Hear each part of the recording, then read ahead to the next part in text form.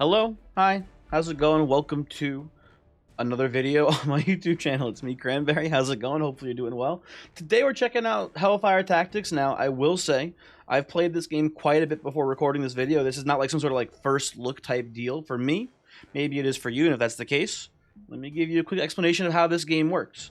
Pretty much the idea is you start the game up, you select your archdemon, whatever you want to call them, champion, etc., whatever. They have some sort of unique effect on them, but most of them are pretty similar. They usually point you in a specific archetype to play in, but not all of them do. Some of them are just general value. Some of them are like tribal specific. And yeah, that's pretty much how the game is. If that may, I guess that doesn't really explain things too much. You know what we should do actually? You know, smart thing to do here before we hop into an actual real game. Let's hop into the training mode real quick. That's how we'll do this. We're not going to play a full game out here, right? But you look at the training mode. We'll show you how things work here now. You get 3 to choose from if you don't have one of them unlocked. Oh well. You always get at least 2 that you can play, though. There are also, every game, 2 unit types are banned. So in this game, Atlanteans and Radicans are both banned. And, yeah. Rituals are spells every time you see a shop. There's 1 spell to choose from, and either 4 or I think it's 3 at first, all the way up till 5 units to choose from as the game progresses. Let's just pick Groundson here. Groundson's a pretty simple character, right? You got a shop, right? Up here is your money. This lets you reroll. This lets you freeze the shop, so that way, you know, it stays the same for the next round. And the money refreshes it every round too. And as you progress through the game, you get more money per turn, capping out at 12. And then as you level up here, this number here is your level. This number here is your health. As you level up through the game, the shop starts showing you stronger units, basically, right? So we can like put this here, do a fight, and then the game auto battles. This is in the auto battler genre, I suppose, right? Now you can take 3 units and combine them into a better version. Well, here's a spell you can play too, by the way. You play that, right? We can do something like this as an example, right? We'll just take these for now. And then we freeze the shop. And then next time, this vampling will definitely be here, basically, is the idea, right? And that should more or less give you a pretty clear understanding of how the game works here. Right? Nothing too crazy. Pretty simple stuff. There's a decent chance if you're watching this video you have already seen how the game works. Another important thing too, when you match up 3 units, it combines into a stronger unit. Maybe if we get lucky here we can see one. No. Oh, there we go. Cool. So just so I can show you how it works, right? You can combine 3, and you also get an artifact based on the level of unit you combine. So we can take, like, you know, Beast Skull, and now all of our normal size units are a little bit stronger, right? Pretty simple, pretty, you know, pretty intuitive, I guess. Especially if you've played Storybook Brawl before. If you haven't played Storybook Brawl, it might be a little bit weird, but it shouldn't be too crazy. Anyway, let's hop into a game here. I'm going to pause the recording on my end, because sometimes lobbies take a little little while to pop. I've had times that I've waited like, well, this is actually in the beta. It was a lot longer. The game just launched a couple days ago and into early access, and it's been a lot more active, which is really cool. But sometimes it can take you, you know, 3 or 4 minutes for the lobby to queue here. So I'm gonna just pause, and we'll be back in a second. Oh shit! I unpaused it too quick, slowly. Oh dang. Anyway, so yeah, it didn't take that long. It took like a minute.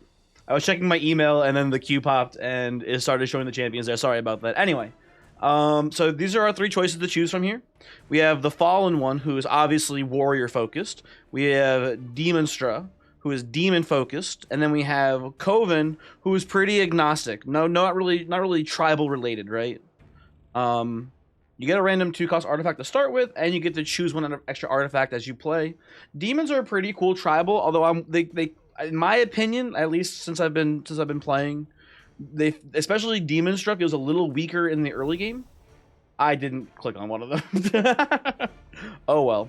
Well, we are going to be Coven, and we actually have a really good start here for an Atlantean focused build, having 2 of these Animanauts in our start. fresh meat is a pretty decent relic to start with too. So we're gonna take the Animanot, freeze, and just to make sure you know how this works, right? Just so you can read it. Whenever you start the fight on a slot you have not been on before, you gain 1 attack permanently. The idea is that we're gonna buy this one and we're gonna shuffle them along the board. And that's pretty much it, right? That's just the very start. There are other characters who this will be relevant for as well. But yeah.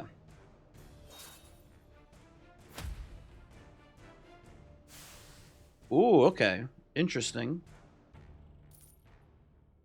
That's pretty neat. So there's 2 things here, right? We could, in theory, wait until... So how do I put this exactly? So the Atlanteans have a capstone unit, a 7-cost unit, so super expensive, that has a mechanic that focuses around how many counters you have, right? And these blue little, like here, the blue 1 and the blue 0 are counters that are focused on that. In theory, we can keep this Animanot frozen for a really long time, and then just you know, build up the counters, and when you combine them, it combines their counters as well. So we go from having, you know, in theory, a maximum of 7 counters to 14 counters total. Sort of the idea there. Oh, dang, this is a pretty strong player. Also Guardian Zoe, one of the, in my opinion, maybe the strongest character in the game. I think we're just gonna go for the combine though. Ooh, Hellfire. I like Speed Potion. Executioner's Axe is also pretty good, because there's another Atlantean unit that we're going to be looking out for that has an end ability. End abilities are when your unit kills an opponent's creature with an attack, not on defense, with an attack, it triggers end effects. It's like there's a Storybook Brawl ability that has like the same name. It's like Slay, maybe, if I remember correctly. Executioner's Axe is pretty good for that, but we don't even have the unit yet. Speed Potion's always fine. Health Vial's pretty cool too. Let me take the Health Vial, honestly, first. Put this here. Put this here. Okay. So... Oh, apparently Useless Trav decided they didn't want to play the game anymore. Okay. That's unfortunate. So, one thing I just wanted to check here. How many real players do we have in this lobby? We have 1, 2, 3, 4... No, this is not a real one. This is an AI. Because the name is the same as the Archdemon. Right? 4. So we have 7 real players. That's actually pretty good. That's definitely higher than normal, I'd say. We can do a little re-rolling here, I think. These are all 3-costers anyway. Now I wish I had the end effect. Damn. Promotion's pretty cool. It just lets you turn a unit into a higher cost unit. So we can get like a fully upgraded 3-cost unit here if we hit this. But I don't know. I think we'll just go with this. Get Grek. I like Grek. He's pretty cool. Ooh, a second Grek. So we'll freeze this so we can buy him next turn. Grek is an assassin, so he always attacks the enemy with the lowest HP. And he has an end effect where when he kills a unit, he gets a +1 permanent attack upgrade. That's pretty neat.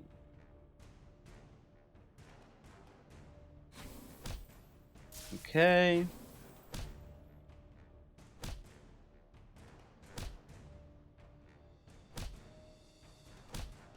We're gonna kill the rat here. And then, okay, we draw. That's fine. I can live with that. You know what? I think we do a little bit of a pivot here. The Animanot can stay, that's fine. But I think we're going to pivot into greeners, which are basically goblins. And we got a pretty good start here, actually, for a goblin build. And I'm just realizing now, none of our opponents are really goblin-focused clans. Or I guess archdemons, right? None of them are super goblin-focused archdemons. But I think that's going to leave the greener tribe pretty open for us. I'm not 100% certain, but I'm pretty sure in a lot of these auto-battler games, the unit pool is finite, right? So, for example, let's say we're talking about Hellhound, right? There can only be a maximum of... I don't know the number, but like hypothetically, there's a maximum of 15 Hellhounds in the pool. And so what that means is, as you begin to draft them, they are harder to find more copies of, basically, right? And usually the way it works is it's as it I'm gonna try to say here exactly, but as you continue to draft, what are we doing here, by the way? We get the we don't get the assassination, dang. But as you continue to draft them, it's harder to get them fully leveled up, and then as you get rarer, the amount in the pool is also usually smaller. Now we have Sprout here, who only requires 2 copies to combine, so that's interesting. But I don't know if we care that much about that. Yeah, it's not an actual important greener. The sooner we get Grek upgraded, the better, because then he starts getting 2 permanent attack per kill.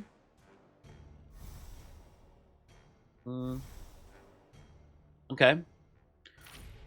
Very cool. Unfortunately, these all are pretty stinky because we don't have any magical units. The greeners do have 1 magical unit in their clan. That's not that important to us. It looks like the owlbear traps for now. It's good for the early game. Play it like this. I do want to get you here. This will do like that here. We want to get the anemone all over the place.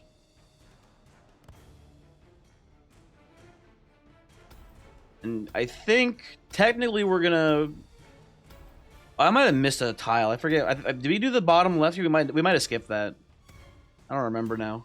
But we should, in theory, have I think 8 total. No, actually, no. We will have. We'll have enough.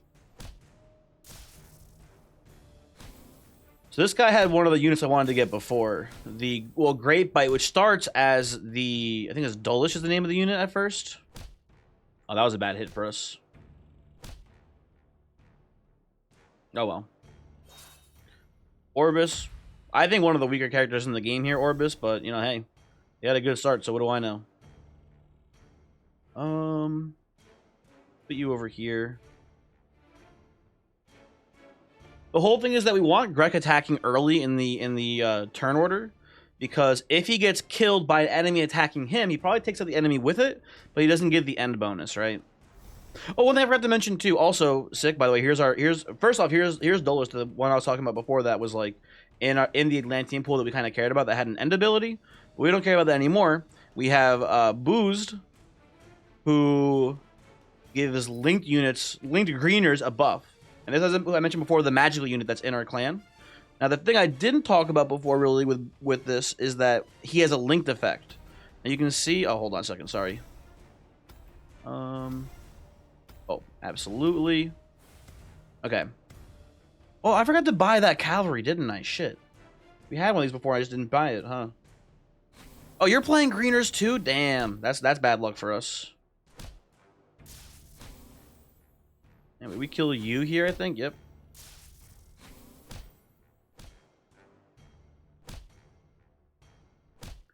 Okay, we get okay. His first off, he's got an upgraded Great Bite, which is pretty cool. Good for you, Averin. He's gonna be tough to beat. So the way links work, right? You can see we take these out of here, right?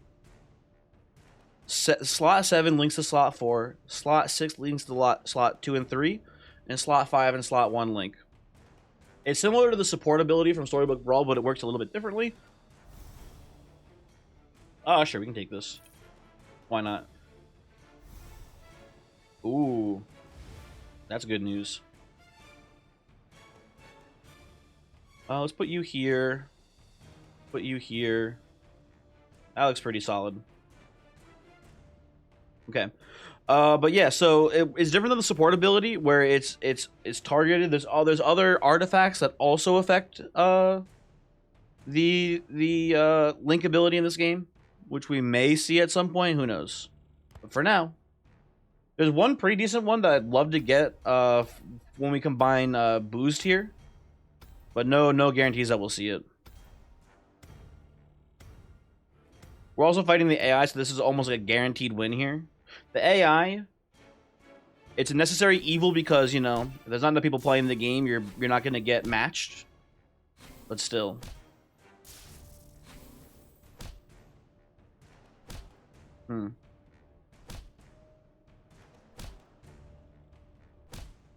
I thought the Shuffler, man, shuffled the enemy was attacking. I guess not. Never mind. Oh well.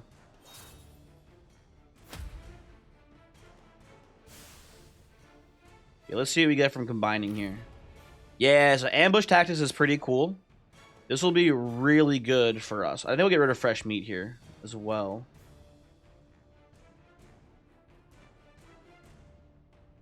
You know what we'll do it like this here. We're losing the adjacency bonus from cavalry, which is not a linked ability, but is a thing. We're losing that bonus, but we're getting the guarantee that this attacks first here for the time being, which is pretty good. Take a little bit of free mana. Cost 1 gives you 2, but you also there was a relic before that mentioned casting spells. I don't know if you noticed that, but you can only cast one spell per turn by default. That's important. Oh. You got you here now. At this point, we'll probably do like no, we probably do it like this still. Yeah, that seems fine. I'm not hating this. I think we do here. Maybe this is a no. Let's just freeze it. We could sell the Anemone and the Hellhound for the cavalry here, but I don't think that's worth it. Debatable, I suppose. Oh, we're fighting against the Guardian Zoe again. Shit. Oh, they got a really good start here too. You got it all shuffled around. Damn.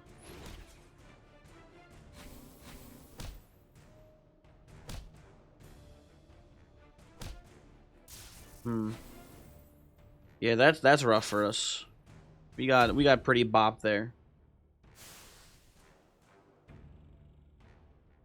Let's get you for sure. Let's get you in here as well. If anyone's not making it far into this game, it's probably the cavalry. There's a very good chance he doesn't make it into our final comp. Also, this is sick. So here, Arcane Offering. Here's a relic that does revolve around linking. That's very important. I think we get rid of Owlbear Traps. I don't like it that much. Scholar's Pledge is interesting too here, but it's because again the boots are magical. I think we just do it like this.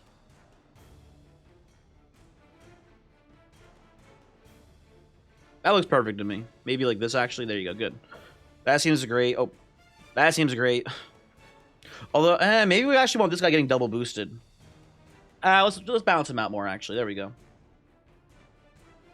Now, I took ambush tactics before, right? Slot 4 links to every other slot. There's a hidden unit on it. There's a spell we can find that just makes a unit hidden, which is basically stealthed. The unit can't be hit by attacks until the unit itself makes an attack. So that'll be pretty good for us here. For sure.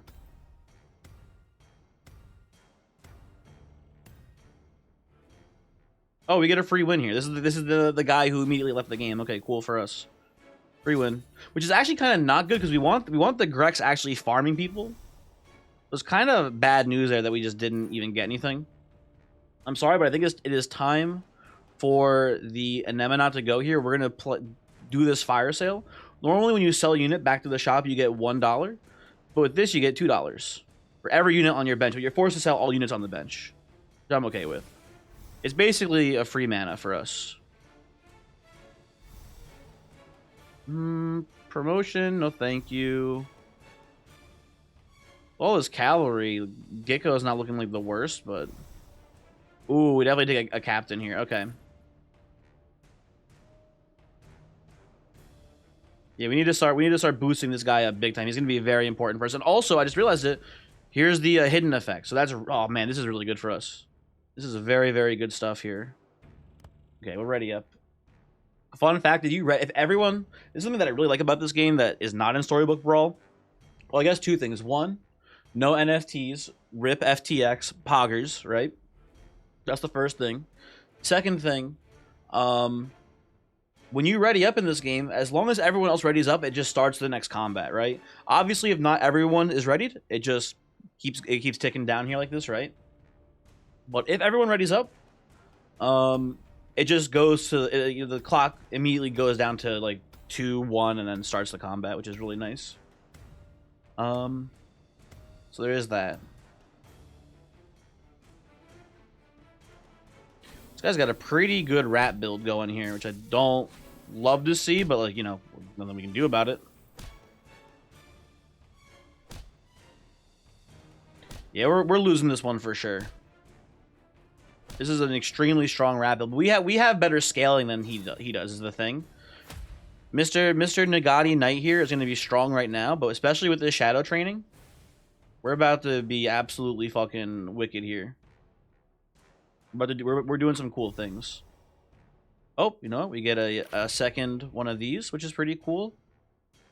I don't think we need the arcane offering yet, though. Although we're probably not going to have any more boots. We already have 2 fully upgraded ones. I think we can get rid of arcane offering, actually. I think we'll take boot camp. We've got a. It's a random unit gets upgraded. If it hits captain, by the way, it doesn't cascade into a new artifact. It just gets upgraded and you don't get the artifact. If it hits captain, that'd be pretty cool, but it's a 1 in 3 shot. I think I'll just take the mana fountain. I think this is a worthwhile trade here. Like this. Okay.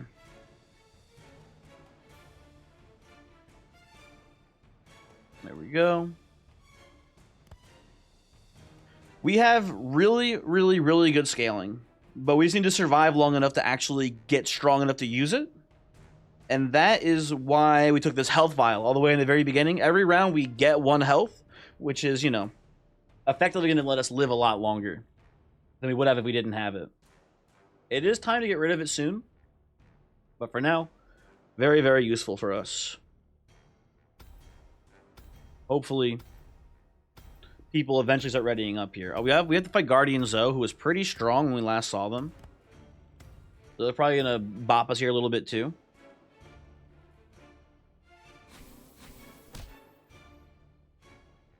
Who knows? Oh, they have the charge ability. I didn't realize that shit. I think we can get that though with a little bit of luck. It's looking like maybe. Oh, that's not great. Yeah, okay. So this person, insanely strong. Who's like a quarter of our health there in 1 combat. Let's buy this. We are looking... I guess we'll take this too. We can skip that, I think. There's one guy we're looking for. It's neither of you. We could get a 3rd Grek, but I don't think it's worth the cost here. There he is. There's our guy, Stronk. Stronk is going to be very, very good. I'm glad we found it. We needed it. We also need to survive. And if I'm being honest, I don't know if we'll get there. You know what we'll do? Well, actually, this is a little tricky move we're going to do here. Sacrifice. Your hero gains health equal to the chosen unit's cost. So what we're going to do next round is we're going to buy one of these bus stations. And then we're going to sacrifice it right away. That is the plan. Hopefully giving us roughly another turn to live. It is unfortunately not maximizing our money here. We have 2 gold in the bank that we're just not using, but what are you going to do here, right?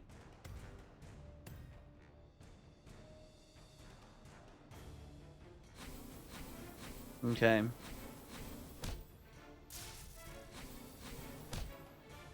So they've got an Iron Ogre specifically to fight this Dark Blade man here. That's interesting. Oh, and oh fuck, this guy survived. That is really bad news for us. Yeah, I think we're not surviving this. But do we live through the combat? That's the question. Okay, we live. Take the bus station. Sacrifice the bus station. Anything useful here that we can buy? Not really. A 2nd Stronk is cool. And here's a little meta thing.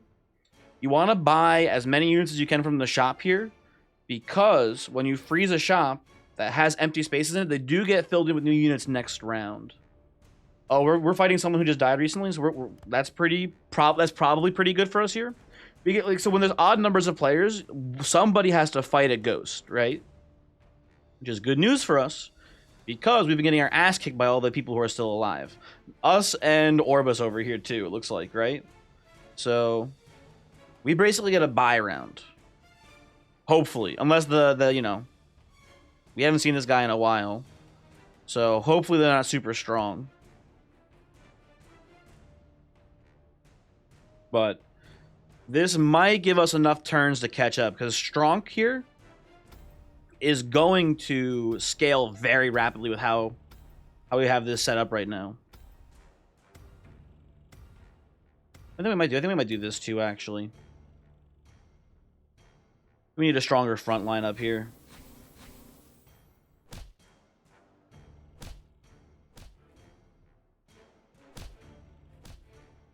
There's a lot of random hits here.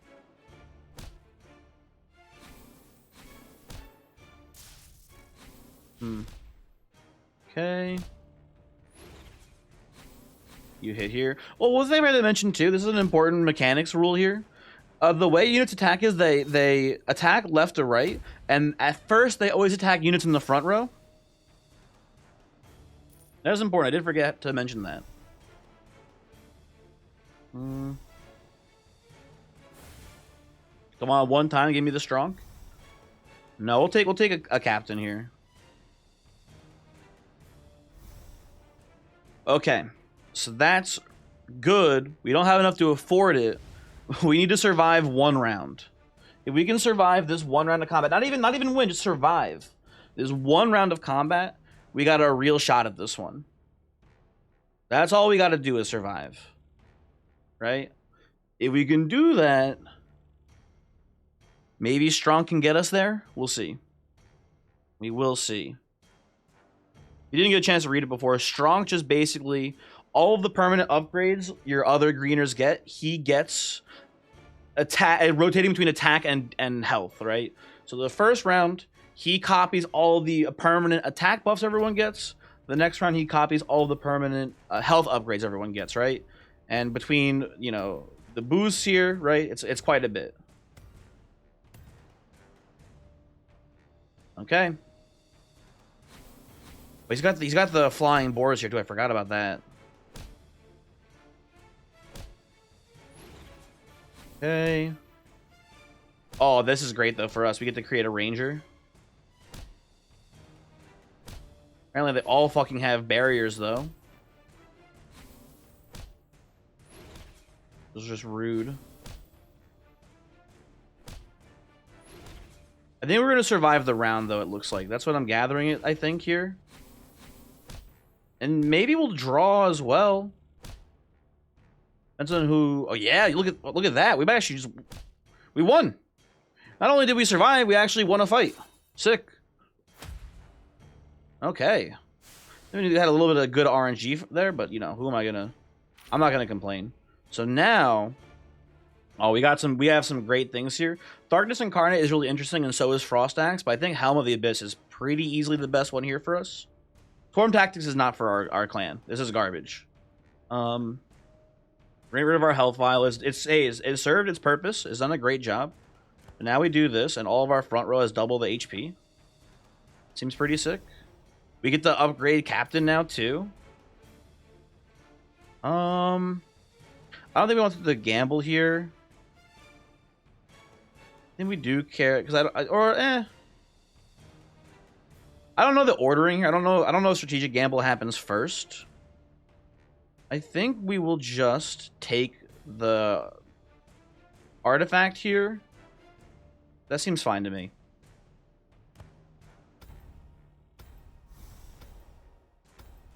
Okay. I like where we're at right now. And honestly, I think we do this too. No, never mind. We need to give him more HP. Forgot about that part of this. Okay. Oh yeah, we're crushing this actually now. Although I guess he's making those guys too. That's unfortunate.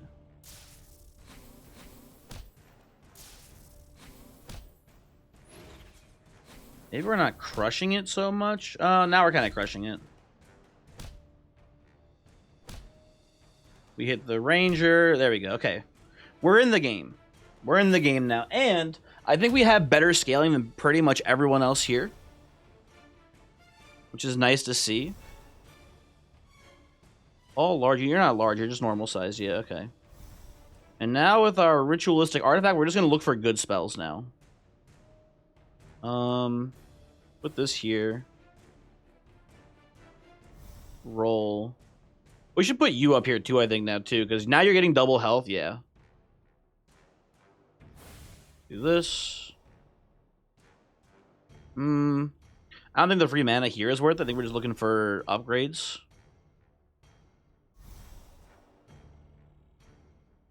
If we wanted a different 4-cost artifact, we could do this, but I don't love that. Who are we against? Oh, you know what? Against this guy, absolutely give me the targeted lightning. This is actually really funny.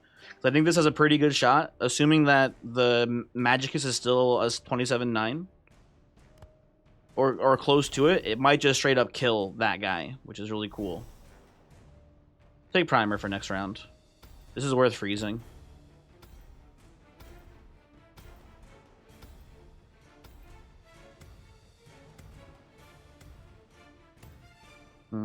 We can maybe finagle the order a little bit better there. Oh, he changed it. He put them in the front, which is kind of weird. Yeah, that's strange.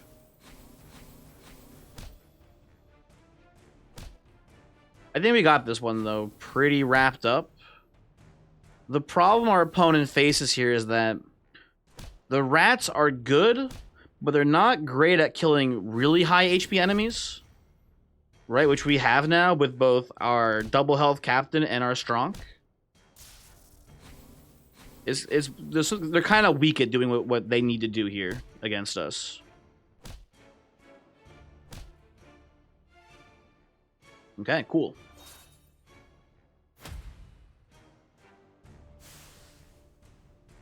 Take a little primer. We could try to like sneak in a second strong cure. Actually, I don't hate that. But the cavalry is not bad. It's not that good. The question is, how soon does it take for a strong to outscale cavalry? And it doesn't take that long. Important to note that it specifies specifically 5 costs or lower, so the strongs don't like chain react off each other. I think I'd rather just get a good primer here, though. Like get a good spell to trigger off of this. That is not what we're looking for. Who are we against? We're against Darkblade, who is pretty good, actually. And they have a lot of... You know what? Just so we don't die to a ghost, because that'd be really embarrassing, let's do this. This will wipe out... This eruption will knock off all of the barriers at the start of the fight, basically. That should be pretty useful. Okay. And we're just hanging on to this Shambler just because there's not really... We haven't seen a reason to sell it yet.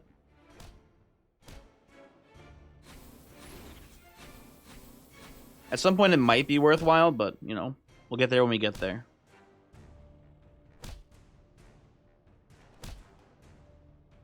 Man, this was a close one. I don't want to brag too much, right? I don't want to come off as too cocky here, but we were on death's door on this run for sure.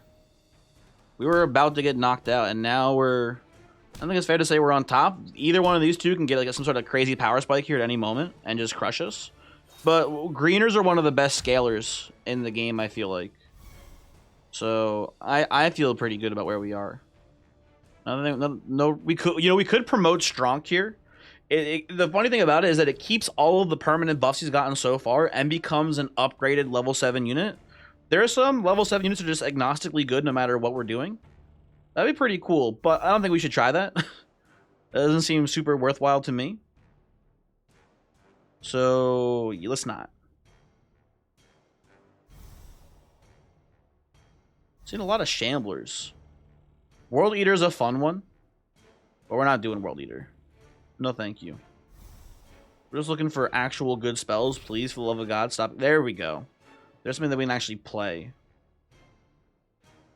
To put it on you, just to make sure you definitely assassinate whatever you're going for.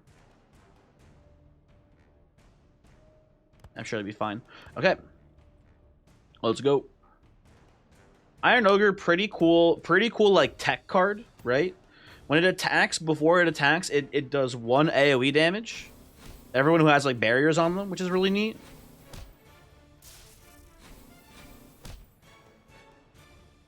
But yeah. We're getting lucky there.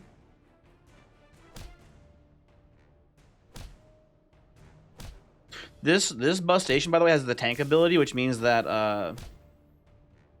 that with the exception of our assassin units who target the lowest health enemies, our normal units are forced to target it first, which is an interesting thing. I guess. I don't know. I think I'm okay to sell the Shambler here for 2. I think that's fine. And besides that... Nah. Anything? Eh. Who are we against? We're against Ratman? Sure, why not? Let's do a little erupting here. Do a little eruption. You can play one more spell. Boom, there you go. Perfect.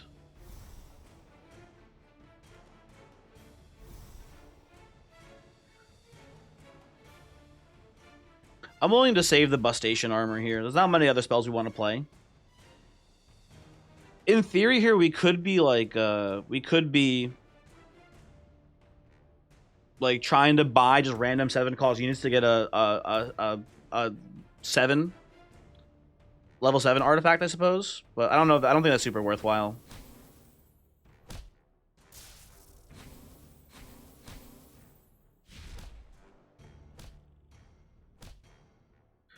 Ooh, the overkill. Shit.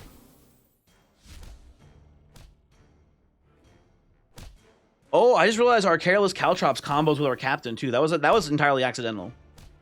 Damn, that's sick actually.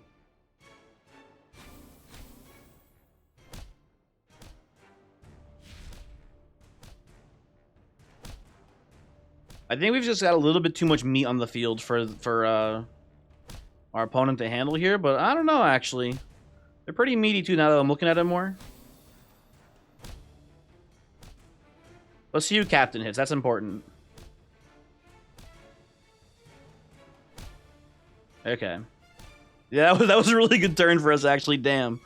Okay, I think we got this one. The Careless Caltrops unbelievably saved me here. Or maybe not even unbelievably. I don't know. But... damn, that was close. Okay, let's take the bus station. Let's put it on the captain. I mean, linking the back row isn't bad. Actually pretty good, because it triggers more buffs, which then, you know, hit Stronk as well. And we'll freeze for bus station armor again. And then we get much value out of just continuing to reroll here. That all seems fine to me. Wonder if we should, like, should we do this? Is that super worthwhile here? I don't know. I feel like it's not. I don't know.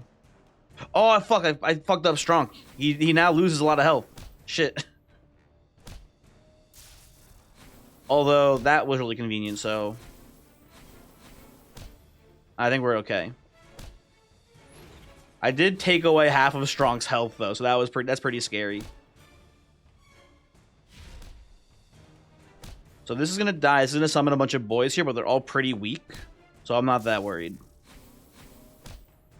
Yeah, the Deathless Knight, whatever that guy's name is, I forget the name of it exactly, but it really isn't that good unless you have like a super dedicated summoner build, which our opponent doesn't seem to have here, so kind of a weird choice.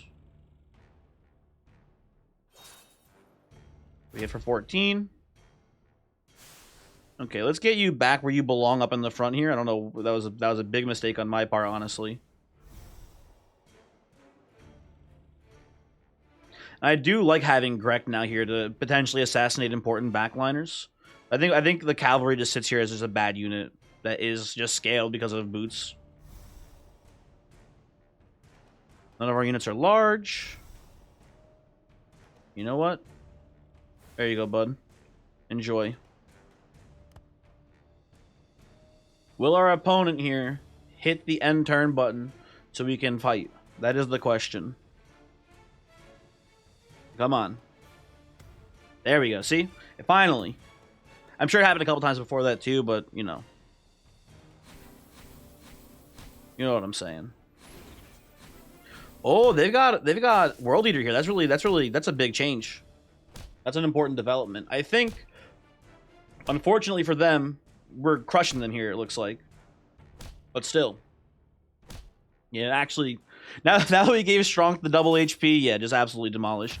Anyway, that's Hellfire Tactics, right?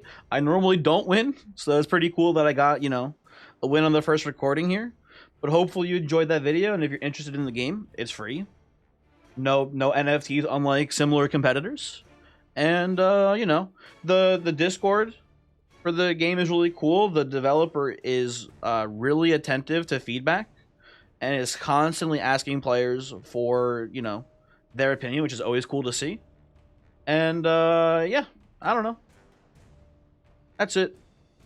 Thanks for watching. Hopefully you enjoyed, and hopefully I will see you next time. Goodbye.